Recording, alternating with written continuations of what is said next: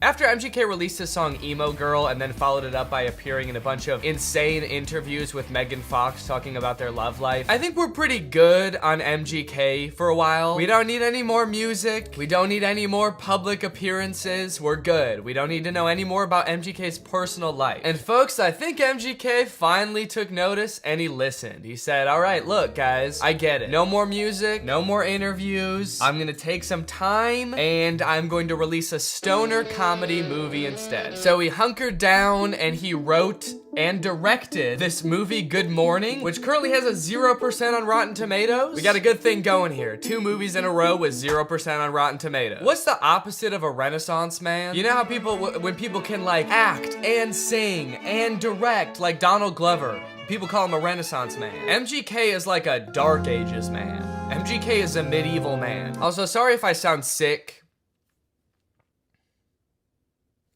Sorry. The moment this movie starts, MGK, aka his character London Clash, gets kind of a weird good morning text from his girlfriend Apple. Who's texting me?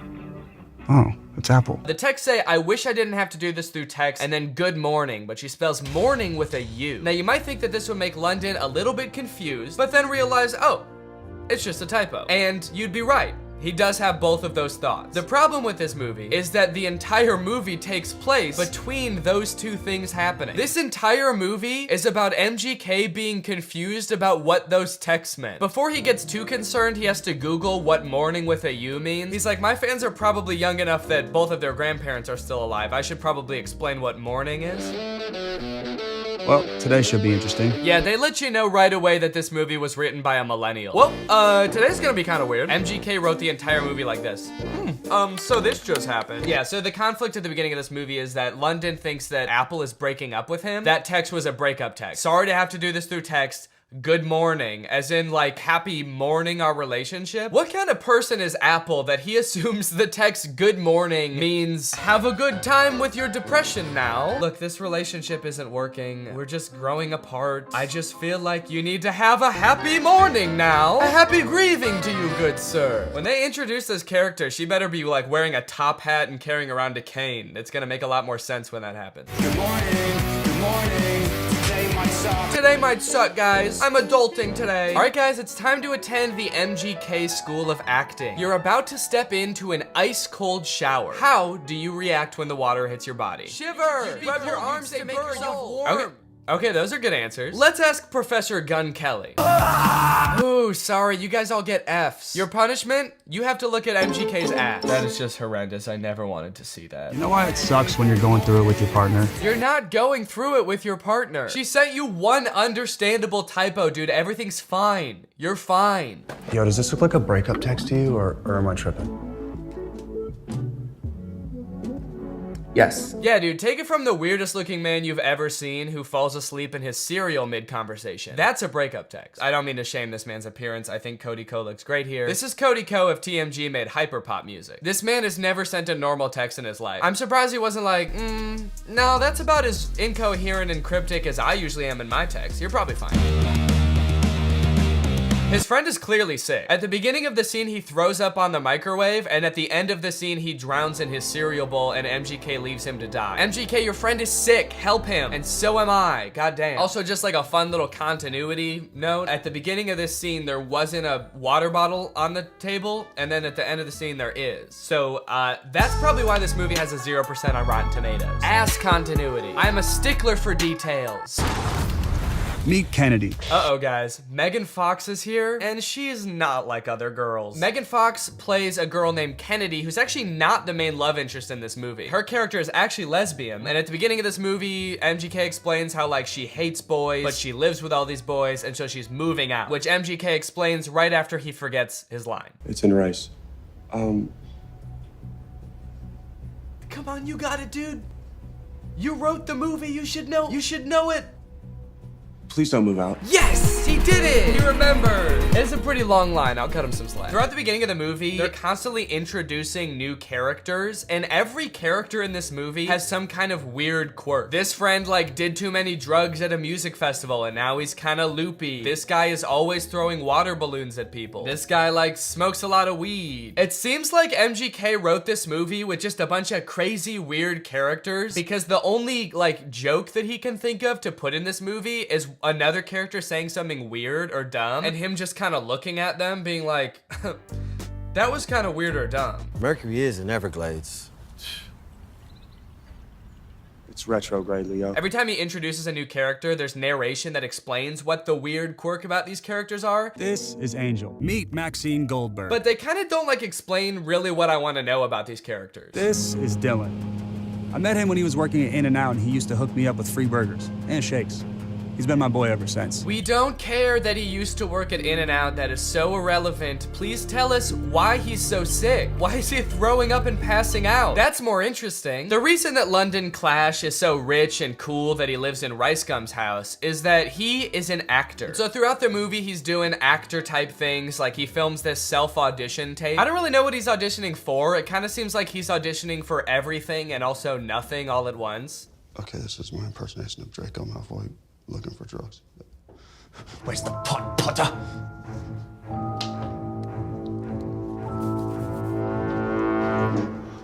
I don't like Draco very much.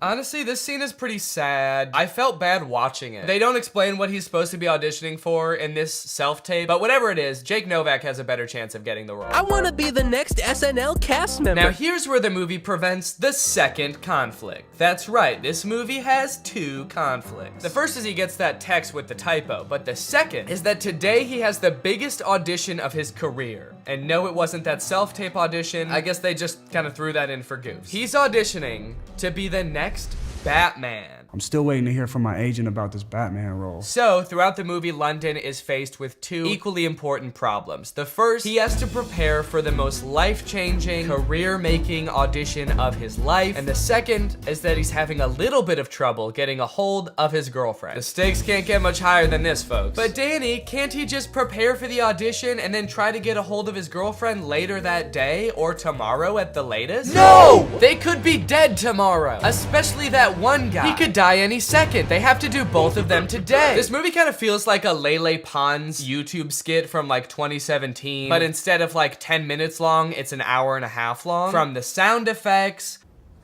to the uncomfortable silence between every spoken line in this movie. Why would you give me goat milk?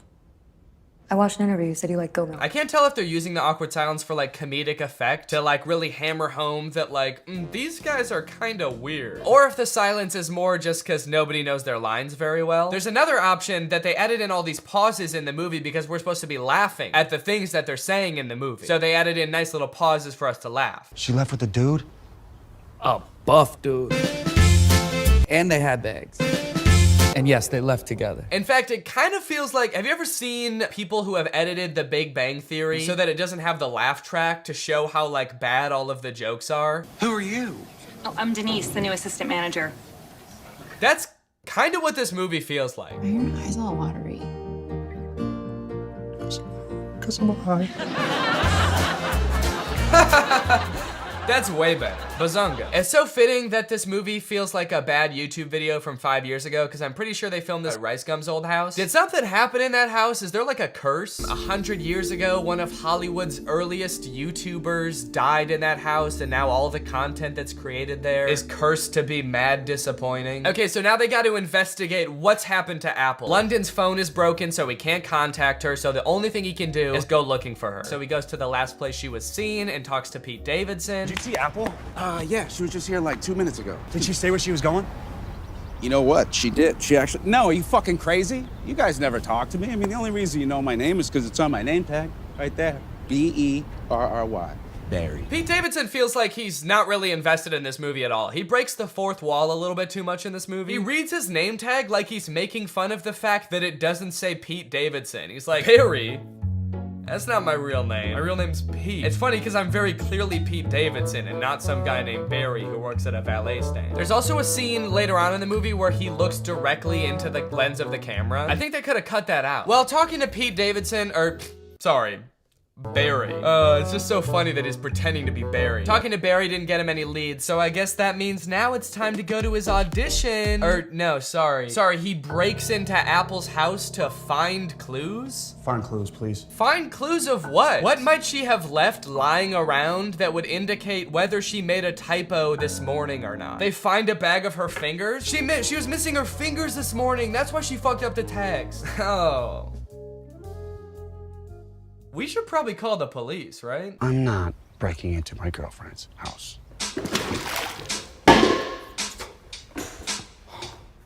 Can't believe I'm breaking into my girlfriend's house. Me neither, dude. Your life is pretty crazy. London Clash is so dumb. He makes the worst decisions at every move in this movie, okay? While they're in Apple's house, one of London's friends knocks over every single urn on the mantle and ashes go everywhere. And so they're like, oh shit, we have to put back the urns and then refill the ashes. But they're like, the only problem is, where are we supposed to find ashes? Where are we gonna find enough ashes to fill up these urns? But like, they didn't lose the ashes. They all just fell on the floor. They could just sweep them up and put them back in urns. It's like MGK was like constantly forgetting what previously happened in movies, and so the plot is being driven forward by things that just aren't problems. So anyway, as I said, this is a stoner comedy. You can probably guess the solution they think of to produce a bunch of ashes to fill back up the urns.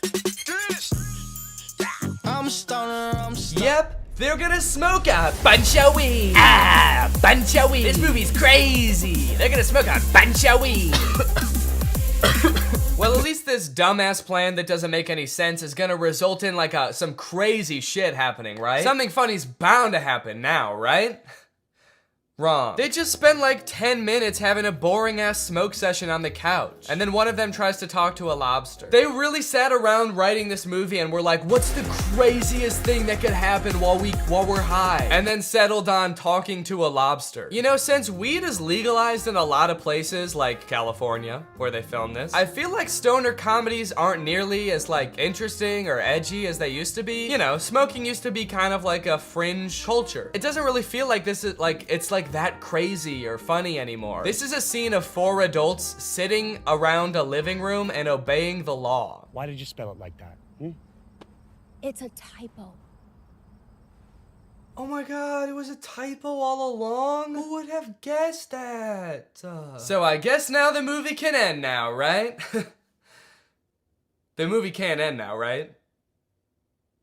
The movie can end now, right? There's 30 minutes left in this movie? What the fuck is gonna happen? What are they gonna do for 30 more minutes? Sit at a diner, apparently. So you're probably wondering how they wrap this whole thing up, huh? MGK missed his audition, he's not getting the role. His girlfriend is pissed off at him. How are they gonna wrap this movie up? Some sort of grand gesture that wins over both the director and the girlfriend? No, obviously not. That would make too much sense. London Clash gets the role because the director happened to see an Instagram live stream where London Clash gets punched in the face by Dennis Rodman, and the director just assumes that London Clash did that because he wanted to like impress him or something. It's a whole other plot line that I didn't really go into in this video, but it doesn't make any sense in the movie either. So he's got the role, now the only thing left is to get the girl, which he does by sending her a text at the diner being like, can we talk? And she's like, sure. And so they're driving to meet each other. He's texting her the whole way. He's texting and driving, and they get into a car crash, and then they are both paralyzed. That face says it all. That just happened. That's the resolution. He almost murders her. Irresponsible. He was texting and driving and he almost murders his girlfriend, and that's how it ends. After the credits roll, there's like a fun little blooper reel where we get to see the actors like messing around and not knowing their lines very well, which would have been a lot more fun if I hadn't felt like I had just watched an hour and a half of exactly that. Well, folks, what do you think? From rapper to pop punk icon to writer, director, and actor extraordinaire, which do you think MGK did best? Leave it in the comments down below. What do you think he'll get up to next? It's anyone's guess at this point. Professional fencer? Or maybe like a chef? He'll start just making food. That might be kind of sick. And you know what? All he would need to get started is HelloFresh. America's #1 meal kit and the sponsor of this video. Guys, I love HelloFresh. They send you fresh, quality produce from the farm to your door in less than a week, so you can savor delicious summer flavors right from home. I love getting a HelloFresh box because you know what it means? It means I don't have to worry about what I'm gonna eat for dinner every night. I'm not gonna find myself driving to some fast food chain to get a quick meal because I know I've got a quality meal that I can whip up in like 35 minutes right at home. And I know it's gonna be tasty. I know it's gonna be healthy. If you're trying to stick to a particular health goal, HelloFresh has you covered because they have veggie options, fit and wholesome options, and pescatarian options. So HelloFresh fits a variety of lifestyles. Their plans are super flexible. You can pause 1 week if you want to. You can add more food 1 week if you want to. And even if you're on vacation, you can change the delivery address to deliver to your vacation destination. And then you can have home-cooked meals when you're at the family reunion. HelloFresh is the very first carbon-neutral meal kit company, and nearly all of their packaging is recyclable. They help cut down on food waste because they send you pre-portioned ingredients so you're only using what you need. So if you want to check out HelloFresh and have a flavorful summer, then head on over to HelloFresh.com. Use my code TrulyGreg16 for up to 16 free meals and 3 surprise gifts. That's HelloFresh.com. Thanks to HelloFresh for sponsoring this video. Thank you to you guys for checking out HelloFresh. Now I'm going to do the outro of this video. All right, you guys, thank you for watching this video. I hope you enjoyed it. If you're new here and you're not subscribed yet, make sure you subscribe and turn on my notifications to join Greg. Greg is what I call my audience here on YouTube. We're the biggest and happiest family on YouTube. That is a scientific fact. Please do not look it up. Please do not fact check me because facts don't care about your feelings and I don't care about facts. All right, I'll see you guys next time. Bye. Hi, sorry, really quick before the video starts, got a few things to go over. First off, Dallas, Texas. My show on November 20th at Majestic Theater sold out very quickly, so we added another show. So click the link in my description and grab a ticket before they're gone forever. And speaking of doing something before it's gone forever, the ocean is dying. And that's why there is a fundraiser attached to this video to save the ocean. As of today, Mr. Beast and Mark Rober have launched Team Seas, and for every dollar that is donated, they will remove 1 pound of trash from the ocean. They're trying to raise $30 million, which would take 30 million pounds of trash out of the ocean. So if you're able to donate, please donate what you can. That'd be great. All right, now hopefully Mr. Beast will stop DMing me, telling me how much he loves me. It's honestly, it's embarrassing, man. Okay, stop it. Okay, that's it. Enjoy the video.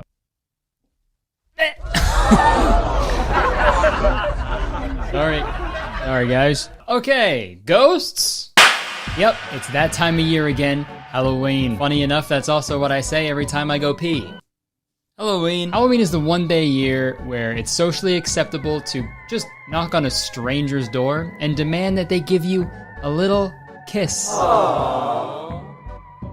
On the lips. And I imagine that trick-or-treating is gonna be weird, you know, because of like COVID and stuff. So this year, I'm doing something different. To avoid strangers ringing my doorbell, making me sick, or vice versa, I'm gonna put 1 single lollipop on my porch. It's gonna be propped up in a nice stand, and all the neighborhood kids can come by, take a single lick, and then go. Unfortunately, I'm too old to go trick-or-treating now. So the way that I like to celebrate Halloween is with a horror movie. I love horror movies. They're so much fun. Midsummer is one of my favorite movies of the last 10 years. I loved watching Goosebumps and Are You Afraid of the Dark growing up. And even though watching 13 Ghosts with my older sisters when I was 7 years old made me cry for like 4 years, I still love horror movies to this day. There's just something so fun about like watching something that you know is gonna ruin the next little bit of your life. I'm sure that's why you watch my videos. So to celebrate Halloween and the beauty of horror movies, I figured we should watch one. And the horror movie that we are watching today is called Dear Evan Hansen.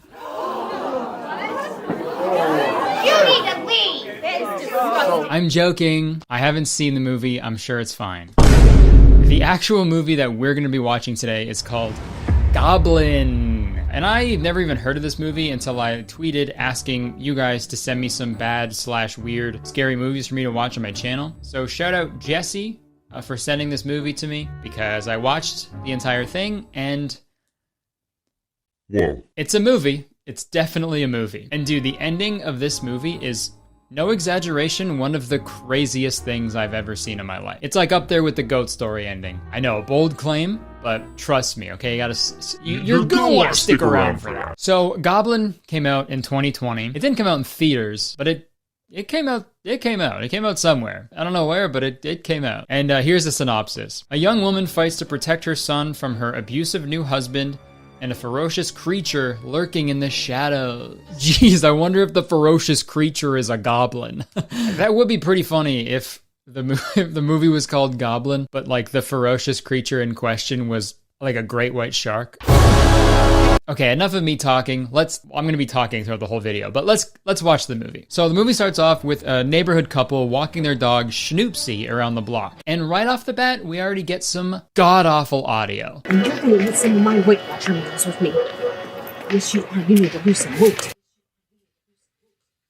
Huh? The fuck did you just say? Is Josh Richards holding the boom mic for this movie? And then we hear the dog Schnoopsy scream and growl off camera, and then it disappears into a bush somewhere. So yeah, something kind of weird's going on. And this next scene is where we meet the main characters of this movie. We've got Sarah. She's the mom, and her son, Sam, and their dog Pistol. So Sarah's ex-husband, Sam's real dad, was in the military, and he died. Now they're moving into a new house with Sarah's new husband, Danny, and Danny's son, who's aptly named Danny Jr. And let me tell you, Danny Jr. is a piece of shit. Danny Jr. is basically what every boomer thinks of when they think of like a typical teenage boy. He's always listening to heavy metal, he's rude, and he wears shorts with black socks. He's a nightmare. One might even call him a little fucking brat. Little fucking brat. See what I mean? So later that night, they're all having Chinese food, but they forgot Danny Jr.'s Beijing beef. Where the hell's my Beijing beef? Even though those are all closed containers with no labels or writing on any of them, so there's no real way to know if your Beijing beef is there or not. But still. What the fuck? And I know what you're thinking, okay? I know. But I'm not about to make fun of a child's acting, okay? I'm better than that. Like, I know this kid is a kid and all, but wow, he cannot act. Even if it is some of the worst line delivery I've ever seen in any movie ever. We've got to go. What? Are you coming or not? I've gotta eat. I would never compare his acting skills to like a 9th grader in drama class who's only in drama class because the woodworking class was full. I'm better than that. And I'm better than him, okay? I am. Imagine that's why I'm making this video. I like auditioned to be Danny Jr. and I didn't get the part. But this is payback. This is why I started my YouTube channel, to get back at the director. What the fuck? But anyways, the doorbell rings and it's their neighbor across the street, and his name is Elias. Welcome to the neighborhood. He's a sweet old man and he's actually gonna be very important later in the movie, so remember him. Okay? Even though it's hard to forget him because there's literally like 5 characters in this whole movie, so I think you're good. If at any point you're like, wait, who is that? I don't know. Go see a doctor. Okay, I want to take like a little break from talking about the plot thus far, and I want to talk about other things in the movie that really pissed me off. You know how movies have like music, you know, they play music to go along with the feel, the emotions that they're portraying in a particular scene, you know what I mean? You know, basic shit. They play this same song through the entire movie, and I'm not exaggerating. And the shitty thing is, I don't even think it's a song, really. It's just a collection of weird sounds, and it happens over and over again throughout the entire movie, and I'm not fucking joking. It's just this the whole time. No matter what scene is happening, no matter what's going on, there's those noises. Obviously, they're trying to do what like successful horror movie makers do. Well, they'll use sound to like make the audience feel a little uncomfortable and scared and like, you know, a little bit worried about what's gonna happen. But like, hey man, you can use more than one track. You know, you're not a train, you're a movie. I mean, like, I'd like to think whoever edited this, like, had a good reason, like, why they did what they did. All right, now we just need to add music, and this movie will be all done. Maybe I will meet that midnight deadline after all. Dude, huge party at Daryl's tonight. You in? And you know I'd love to, but I have a deadline, and I just don't think I can make it tonight, man. Dude, you're always working. Live a little. I can't. If I go to the party, the movie won't get done, and it'll be released in an unfinished state, and some super chill YouTuber will make fun of it. Okay, whatever. You know what? Just remember, while you're scrubbing through that timeline of yours, the real timeline, life, it's passing you by. Now, if you'll excuse me, I'll be at Daryl's, getting my chodes soaked, Jesus.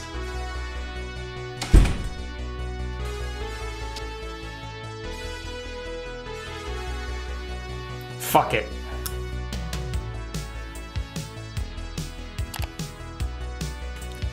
Hey, wait up. I'm coming to Daryl's after all.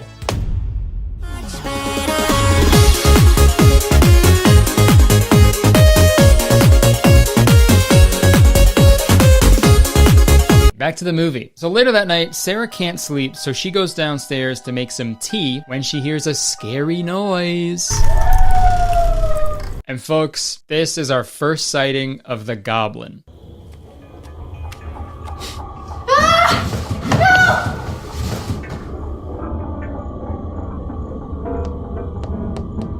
Oh, God. No! That Oh, God. literally sounded like it was in response to how bad the CGI is in this movie, dude. Sure, that would be scary, obviously, if that happened, but like, what was the goblin trying to do here? You know? I'm asking the real questions on this channel. What was the goblin trying to do? Like, it wasn't trying to get into the house or anything, right? You know what I mean? Like, he's just placing his hand on the window for no reason. Maybe goblins like windows. Ever think of that? And I think that's true, okay? You ever met a PC gamer? They love windows. And they're fucking goblins. They're straight up goblins. Makes sense. Hope you guys are doing okay after that really scary scene, but we're gonna keep going. So after this goblin sighting, Sarah's pretty shook up, for good reason. Oh, God. But Danny comes to the rescue and just gaslights her to make her feel better, and it works like a charm. We're in a new place, strange noises you're not used to.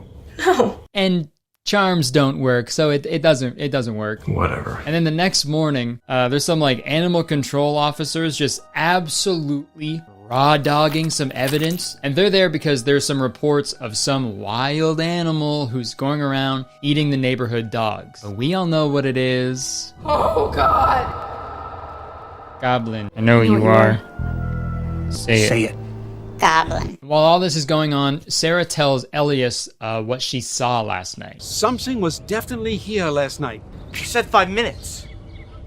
I can't talk to anyone right now. These kids are late for school.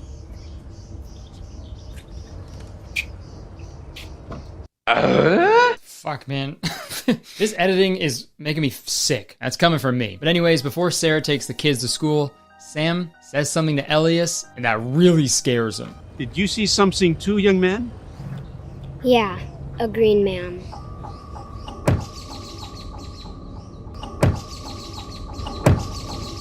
What were you talking to that nice man about? Just a green man. Shrek. That would be pretty crazy. The whole movie went by and you didn't see the green man. At the very end of the movie, it just turns out to be Shrek the whole time. They just they just steal the IP from DreamWorks. Onions have layers. Oh, onions have layers. You get it. We both have layers. Oh, God. Unfortunately, it's not Shrek. Sorry. It's the Hulk. So Sarah drops Sam off at school, and the door is open in this shot, and the door is closed in the next shot. Nice. Okay, and now we cut back to Sarah talking to Danny back at their house. And the first time I watched this scene, it made me laugh so fucking hard, so I really want to share it with you guys. Slept right through my alarm. Normally, we don't see large predators wander this far into town. And just remember, keep your pets and small children inside until this all blows over.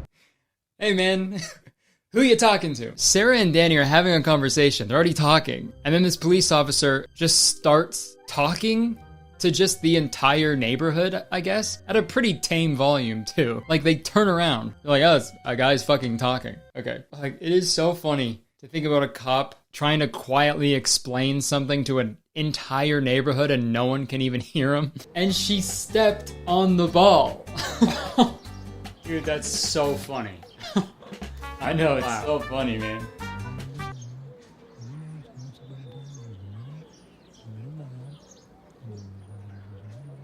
Hey, is that cop talking to us?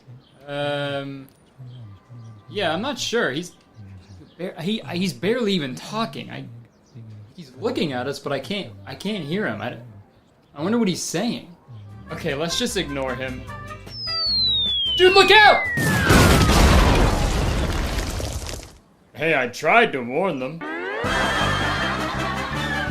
It's funny because cops are usually the loudest fucking people in the world. Mind your goddamn business! So the animal control police officer, I don't really know what they are. They tell everybody that there's a wild cougar on the loose causing trouble. They think we might have a cougar on our hands. A really hot older woman just eating dogs. You know how they do. So when Danny finds out about this, he for some reason is like hell-bent on killing this cougar. There's a wild beast roaming around here, and I'm gonna kill it. I don't know why, but he goes and picks up Danny Jr. and Sam from school, but he doesn't tell Sarah. While they're gone, Sarah goes over to Elias's house to talk about the scary Shrek hand that she saw last night. And you know what? Elias has got a pretty crazy theory. He shows Sarah this old book, and it shows an old drawing of a goblin terrorizing like an old village. And like, this is a little unbelievable. I can believe a goblin, I can. But what are the odds that a goblin randomly shows up in some suburban neighborhood for no reason and just starts terrorizing a family, and there just so happens to be an old goblin expert literally right across the street? Yeah, okay. They're not that easy to find. Trust me. And maybe you're thinking like, oh, maybe he has something to do with the goblin because he knows so much about the goblin. Maybe that's a fun idea they could do something with later on in the movie. That's what I thought. Nope, just an old guy who knows shit about goblins. His character only exists in the movie to be like, it's a goblin. Goblin. So Sarah goes to pick Sam up from school. She finds out that Danny picked him up from school and she's pissed off. Wait, who? But fuck all that. There's a scene here that also made me laugh really hard, and I want to show it to you guys. Good day. Hey, you've reached Danny. I can't come to the phone right now. Leave a message. Excuse me. Do you have a minute? Yeah, I think she has a minute, dude. You were just talking to her. The human-to-human interactions in this movie are so insane. All right, thanks for talking to me. I gotta go. Bye. Yeah, thanks for talking. I'll be right here.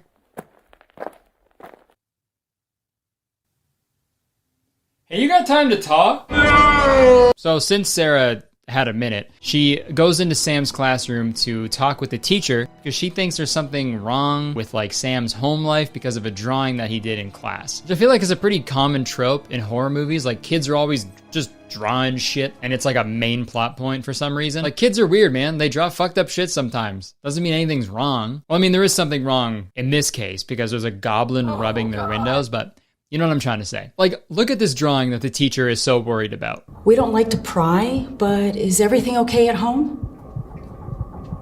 I'm sorry, I just remembered something. We'll see you tomorrow. Sorry, we don't like to pry, but is there a scary little goblin trying to eat your dog? I know it's none of my business. Like, that's just like a regular thing a kid would draw, you know? I drew way more fucked up shit than that. Dude, wait until this teacher finds out about Hangman. Her fucking head's gonna explode.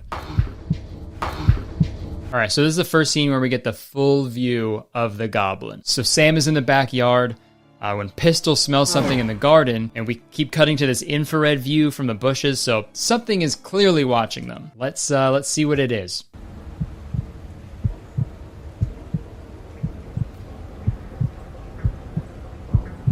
He's doing the Debbie Ryan smile. No.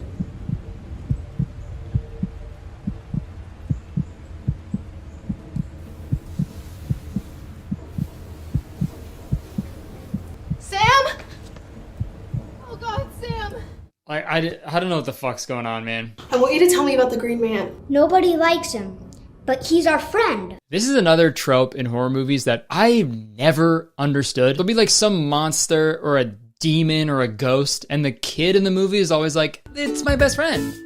That's just my friend, Samantha. Like, what the fuck? Are you kidding? That would never happen. I'll preface this by saying that when I was a kid, I was scared of literally everything. But if I was 8 years old and I saw a chubby goblin in my backyard, I'd go, okay. And I'd walk to the nearest bridge and jump off of it. Because fuck that. That's so scary. So later that night, Danny and Danny Jr. come home with a cougar that they killed. But Sarah is not impressed. A little gratitude? So they leave the dead cougar hung up in the backyard overnight, and big surprise, the next morning, it's gone. Goblin ate the cougar. And that, for some reason, causes Danny to lose his mind, because now he thinks there's a bear on the loose, so he hatches a plan to go and kill the bear. This bear is mine. And I just have one question about that. Does anybody have a job in this movie? You guys just moved into a new house together? Get jobs. I don't mean to sound like a capitalist cuck in this horror review, but get a job. You can go out and make some money and also stay away from the goblin in your backyard. Two great things at once, you know? But instead of killing two birds with one stone, they kill one cougar with a gun. A little gratitude? I don't know. Guys, we're getting close to the end, so just bear with me here. Bear with me, because he thinks there's a bear. So, Danny Jr., he's chilling in his room when he hears a noise outside. So, let's see what happens.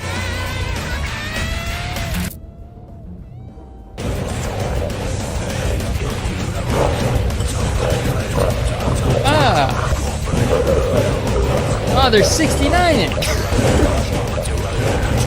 Well, yep. Danny Jr.'s dead. I've gotta eat. Okay, I don't know how I didn't notice this when I was scripting, but Elias just witnessed a murder. So you'd think he'd go over to Sarah's and, like, tell her what he just saw, right? He doesn't do that. You must leave now. It is here. And also for the rest of the movie, Danny Jr. just isn't mentioned. Like, his dad doesn't mourn his death or anything. It's just business as usual. I mean, I don't want to say things would have gone differently if I was cast in the role, but we'll never know. Back to the video. Then there's another really funny scene where the police officers stop by the house to tell Danny that they found Schnoopsy's dog tag in a big pile of shit, like, close to the neighborhood. So all we really know about this goblin is that it shits a bunch. So cool. It's also weird that the officers are telling Danny. Shouldn't you tell the owners of the dog, right? These guys are so bad at their job, dude. No gloves, quietly speaking to nobody and giving bad news to the wrong person? Or do you think they're going, like, door to door because they're, like, proud of the job that they did, right? Hey, your dog's dead. But look what we found. Why are you crying? This is good for me. All right, guys, it's time for the big finale. Are you ready? So Elias tries to burn the house down to cleanse it of the beast. We must cleanse this place of the beast. And Sarah hardly puts up a fight to that idea. Elias, stop! My son is asleep in there.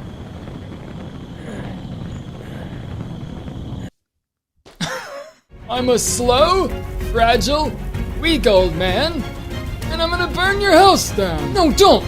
My son's in there! I'm gonna do it. Here I go.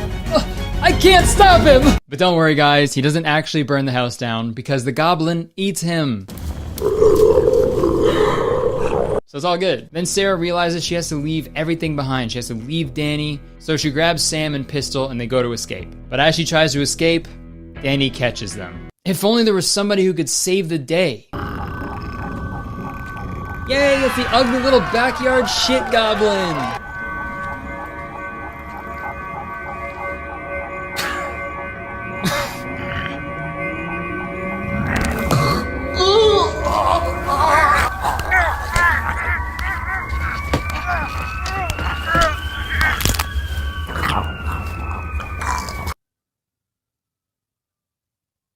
I've gotta eat. So yeah, Goblin eats Danny. I also love that Danny's reaction to the Goblin is like the most believable thing in this entire movie. And one more thing, I'll have what he's having. You thought that was crazy? Gets crazier. So 9 months later, the music is still playing. Sarah and Sam get home and Sarah fills up 2 big bowls of food. She gives one to Pistol, then she walks out into her backyard that's absolutely caked in goblin shit, which is just like, damn bitch, you live like this? And then she sets the food down for the backyard poop goblin. And I'm just gonna play the ending for you guys.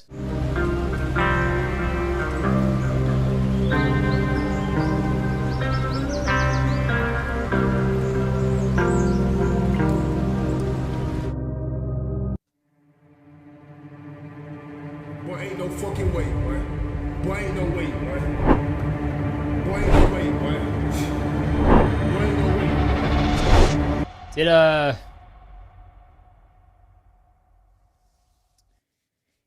Did she fuck the goblin? Is that what they're implying? I'm so confused. Like, I'm sure it could be the, like, Danny's kid, right? But like, that's not like a crazy twist that she's pregnant with her husband's kid, right? So it makes me think that it's the goblin's kid. I genuinely think that Sarah got knocked up by this chubby little goblin. I guess Sarah was goblin those nuts, I guess. Which is just typical, you know? You versus the goblin she told you not to worry about, you know? Alright, well, that's Goblin. That is the movie Goblin. No post-credit scene, unfortunately, so we can only hope for a Goblin 2. Maybe that one could be like a romantic comedy type thing where it revolves around Sarah and the goblin, you know, trying to raise their Goblin Jr. in a world that doesn't really like goblins that much, you know? That could be really funny, and Goblin Jr. could be voiced by Chris Pratt, and Goblin's gonna be voiced by Chris Pratt, and Sarah's gonna be voiced by Chris Pratt, and Sam's gonna be voiced by Chris Pratt. Man, the first time I watched Goblin, I watched it on my phone, on my couch, and I'm not gonna lie, when I was done watching it, I wanted to throw my phone against the wall. I didn't, obviously, but I know if I did, I'd be okay, because I got Rhino Shield on my side.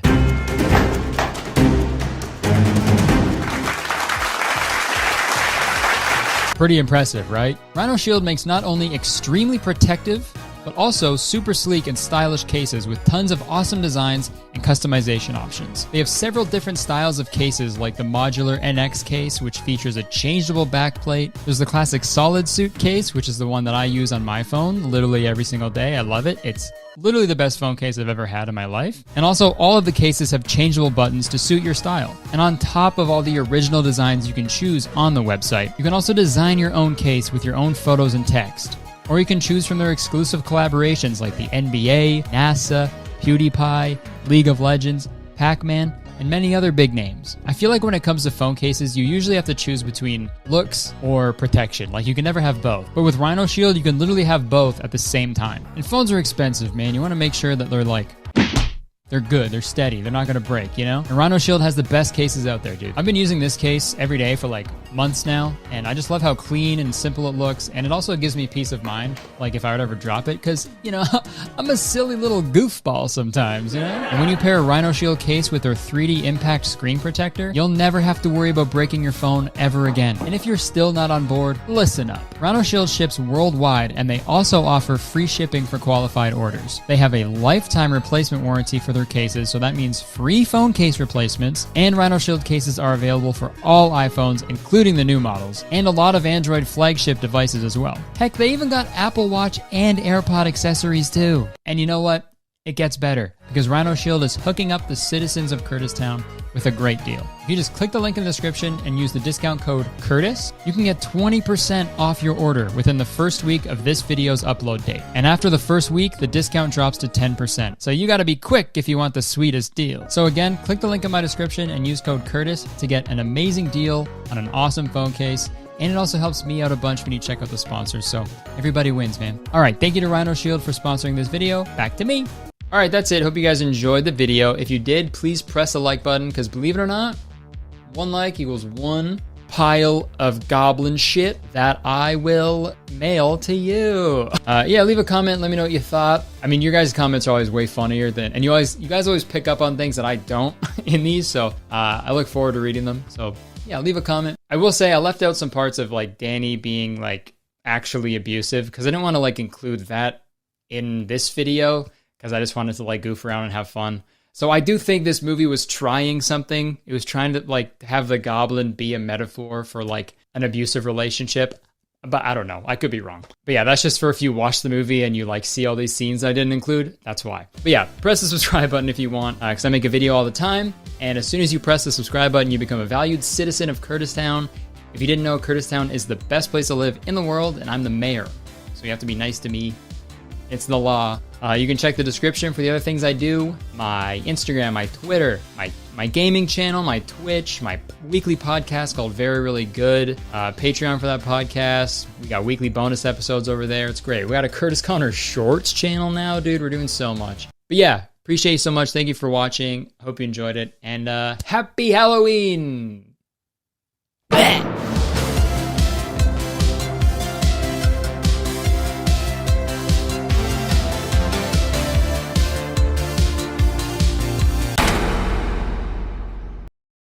You know what? I feel pretty good today. So good, in fact, that I think I'm gonna read some YouTube comments. But which one? So many choices. All right, I'm just gonna click somewhere on my screen and read the first comment that I see.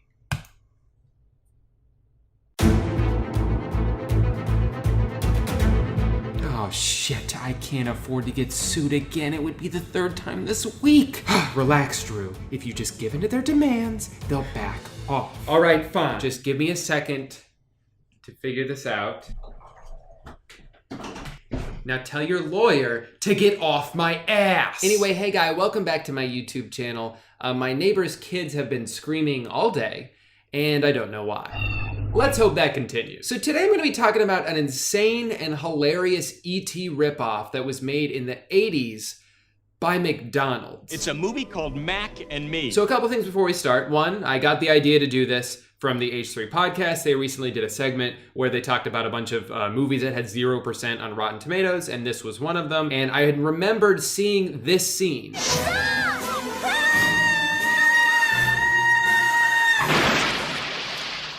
So many times. I've seen that so many times in my life, and I never really knew what it was from until I put the pieces together when watching that segment of the podcast. So I looked it up. I watched the entire movie twice because, oh my God, it's incredible. Also, real quick, one more thing. I'm excited to announce we do have a bunch more tour dates officially listed now, in addition to the 7 that we announced last week. Those tickets are available now, so click the link in the description if you're interested in buying those, if you see your city or a city near you. And that is that. Thank you so much for everyone who's bought tickets so far. I can't wait for the shows, and I can't wait for this video.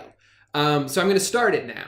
Now, how this movie got made is actually pretty interesting. Basically, in the 80s, two of the biggest children's entities were E.T. and Ronald McDonald. So naturally, some genius came along and said, hey, what if we combined those two things and made an uglier, worse version of E.T. that doubles as constant product placement for both McDonald's and Coca-Cola? So rather than a bad movie that's occasionally interrupted by some product placement, Mac and Me is an hour-and-a-half long commercial occasionally interrupted by a movie. Sometimes you get so swept up in the McDonald's logos and Coke cans that you forget there's also a bizarre alien kids movie going on in the background. So the movie opens up pretty much where you would expect it to, in space. And right away, our eyeballs are introduced to this hideous alien family. One of the bigger aliens just kind of jams a straw into the ground and then starts drinking the ground. So we're off to a good start. But then, oh shit, look guys, NASA's here and they brought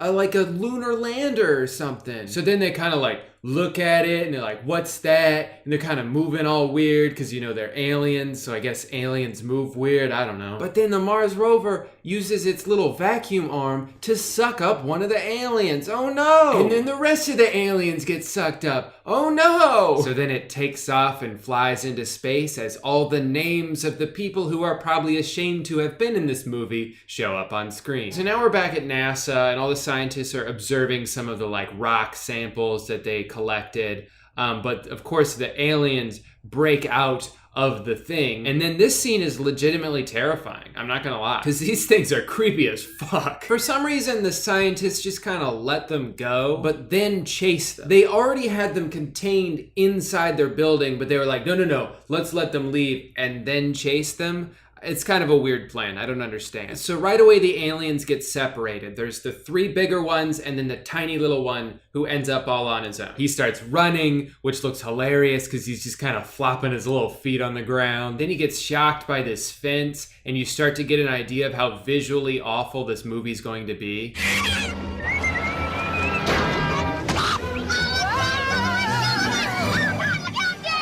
Just stop the car!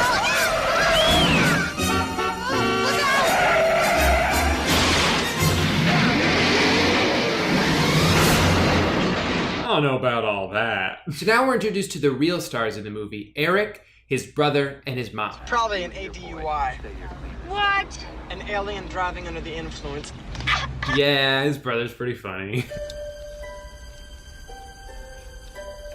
This music would suggest that something cute is happening on screen, but I gotta say, this slimy little alien that looks like a ball sack with arms and legs, not really that cute. The good news is Mac, the alien, that's his name, is safe for now. He escaped the government by hiding in the backseat of their car. The bad news is they are in the middle of driving from Chicago to California, so he's now very separated from the rest of his family, who's, let's be honest, being a little dramatic.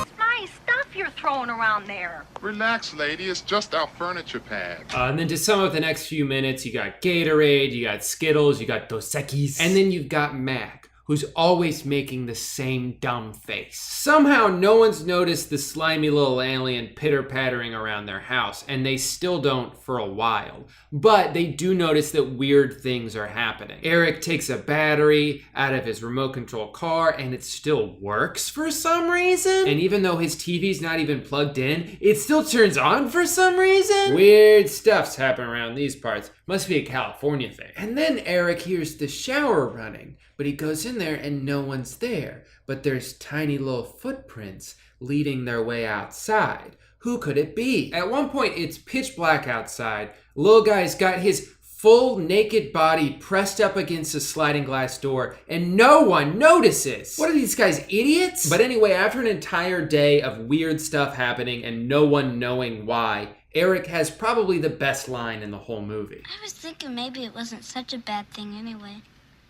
All I did was take a shower and drink a soda. That's so sweet. That's such a nice way to look at it. I mean, yeah, like I guess it's technically bad that someone broke into our house, but all he did was blow his nose and lick our garlic. Well, maybe he was one of the neighborhood kids or something. I'm sure there's a rational explanation. I don't know how rational that is for a neighborhood kid to take a shower and steal your soda. That happened in the car in a different state, but yeah, I guess it was just one of the neighborhood kids.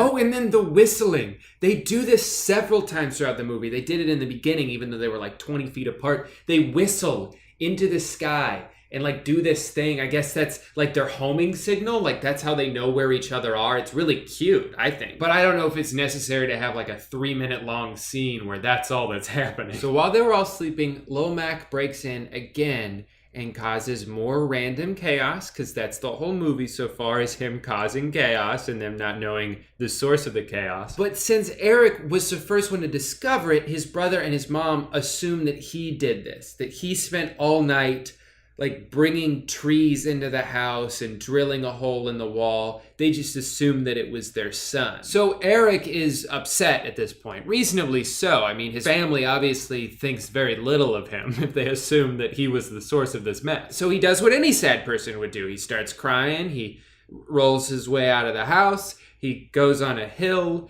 and then falls down the hill.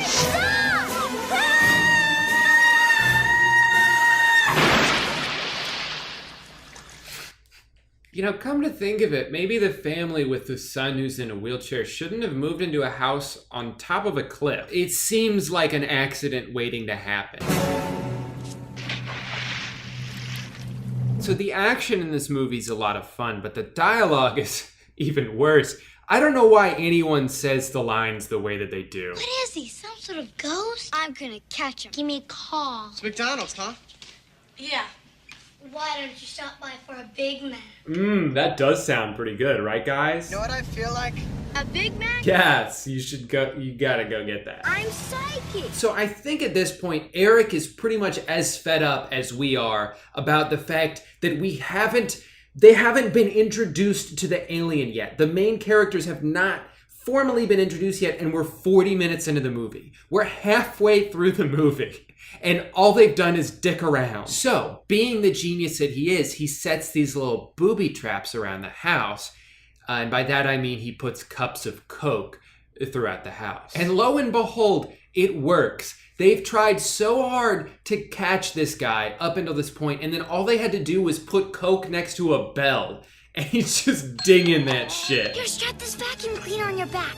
We're gonna suck him up. The foolproof plan continues. It's not just the Coke cans. They're also gonna strap a human girl to the back of a vacuum cleaner, which will end well, right?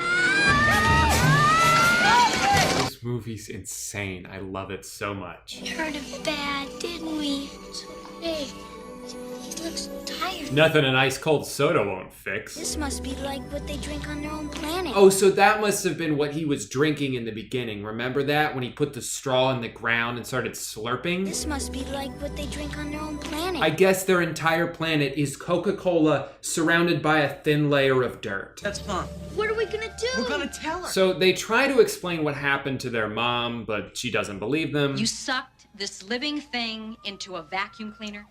Yeah! We get it. They're aliens. You don't have to do this every 20 minutes. I actually start to love this movie the more I watch it, because there's no way they didn't realize how hilarious shit like this would look. Like when he somehow gets stuck in this tree.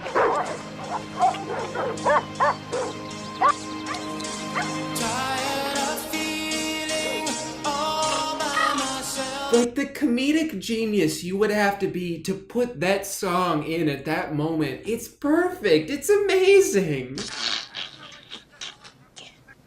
He doesn't look so good. I mean, you could pretty much say that about every scene he's in. He doesn't look so good. He doesn't look so good. He doesn't look so good. Okay, and then, and please feel free to correct me if I'm wrong, but I think the kid and the alien actually fall in love at one point, because like, what is this?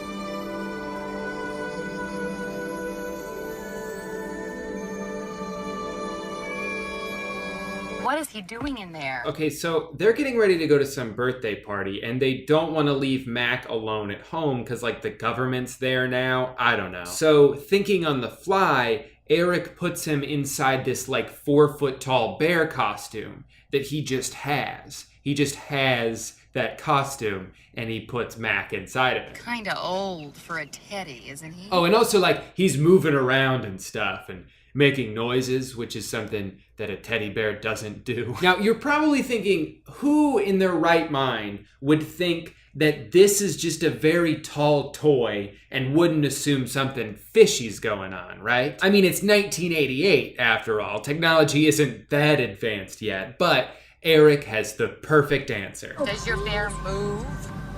Oh, yeah. He's one of those new computerized kind. But I thought you said you had him a long time. I have. He just got new microchips. Oh, yeah, duh, microchips. I don't know why I didn't think about that. Then we, of course, go to McDonald's, where it looks like the 80s is happening. Actually, wait, is everything happening at this McDonald's? I mean, Ronald McDonald himself is here. And at one point, literally the entire restaurant breaks out into a choreographed dance routine. Even the local football team gets in on it. Not to be one-upped, of course. Lil Mac gets on the counter and starts dancing too, because what the fuck even is this movie? Does your bear move? Uh-oh, the government's here, and they know exactly who's under that suit. So then the McDonald's dance-off ends, and all 200 people that were inside the store shimmy their way out, leading seamlessly into this epic 6-minute wheelchair chase scene.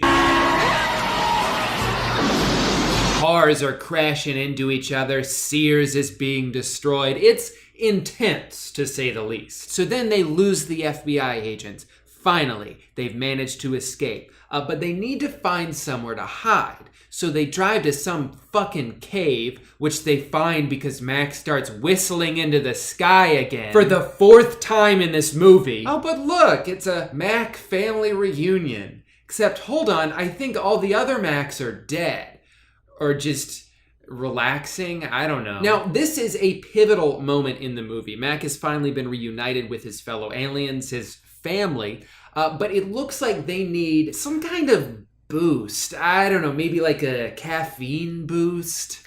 A little sugar rush? What could they possibly... They all drink Coke and come back to life. Guys, give me another drink. Why do they move like that? That was someone's choice to make them move like that. Why was that the choice? Okay, so at this point, everything seemingly has been resolved, right? They found his family, they've been reunited, they escaped the FBI. The movie should be over now. But there's still 18 minutes left. So I guess to force conflict, they're all just like yelling at each other in the car. Go do something. What? I'm driving, I don't know.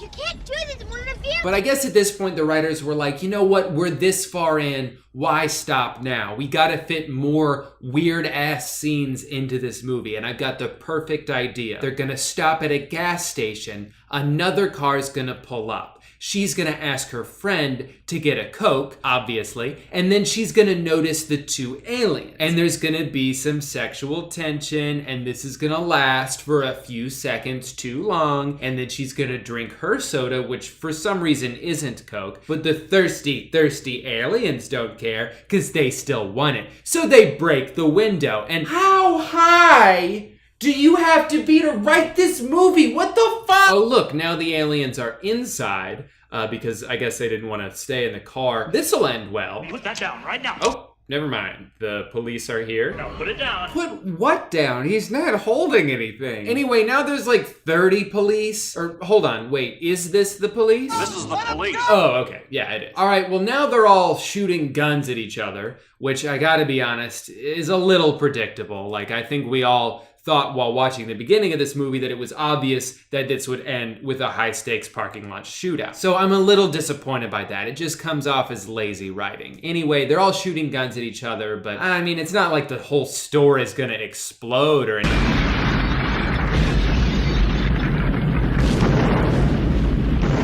He's gone. Wait, what? He died because he was near the explosion? He wasn't even that close! Not to worry though, guys. The aliens are here. Maybe they can just wave their hands around for 2 minutes and they'll come back to life. He's okay. So I guess that was the final resolution we were waiting on, was that. Okay, and then now there's this scene, which seems pretty normal so far. Nothing outlandish or hilarious here.